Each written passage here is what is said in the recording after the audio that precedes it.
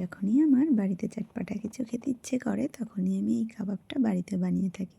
খুব অল্প সময়ে ঘরোয়া উপকরণ দিয়ে এটা রেডি হয়ে যায়।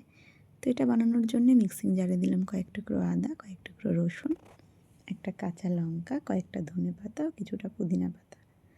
দিলাম হাফ চামচ গোলমরিচ গুঁড়ো, 1 চামচ নুন, 1 চামচ লেমন জুস।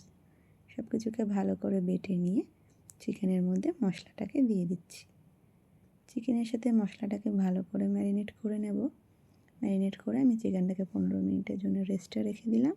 এখানে আমি সব বোনলেস পিস ইউজ করছি। এবার আরেকটা ম্যারিনেশনের মশলা রেডি করব। তার জন্য বাটিতে দিলাম 2 চামচ টক দই, হাফ চামচ জিরের গুঁড়ো, হাফ চামচ ধনের গুঁড়ো, হাফ চামচ গরম মশলার গুঁড়ো, দিলাম 2 চামচ সাদা তেল ও কিছুটা কাসুরি মেথি এবং হাফ চামচ হলুদ গুঁড়ো। সব কিছুকে মিশিয়ে নিয়ে দিয়ে দিচ্ছি চিকেনের মধ্যে। মশলাটাকে চিকেনের মধ্যে দিয়ে আবারও ভালো করে ম্যারিনেট করে নেব। চিকেনটাকে ম্যারিনেট করে আরও 15 মিনিট রেস্টে রেখে দিলাম। এরপর প্যানের মধ্যে 1 চামচ তেল ও 2 চামচ বাটার গরম করে চিকেনগুলোকে এক এক করে বসিয়ে দিচ্ছি। এরপর আমি চিকেনগুলোকে দিয়ে একটা লিড চাপা দিয়ে দিলাম। 15 মিনিট সেদ্ধ করে নিয়ে আমি লিডটাকে তুলে নিয়ে আবার চিকেনগুলোকে উল্টে পাল্টে দিচ্ছি। ওপিঠটাও আমি ভালো করে ভেজে নেব। আবার লিডটাকে আমি চাপা দিয়ে 10 মিনিটের জন্য ভেজে নিয়েছি। এরপর আমি চিকেনগুলোকে তুলে একটা নেটের ওপরে সাজিয়ে দিয়ে আগুনে একটু ঝলসে নেব।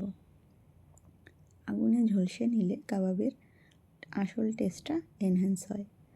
তো চিকেনগুলোকে আমি ভালো করে নেটের ওপর সাজিয়ে দিয়ে কিছুক্ষণ সেঁকে নিয়ে আবারও উল্টে দিলাম। ওই পিঠটাও আমি আগুনে একটু ঝলসে নেব।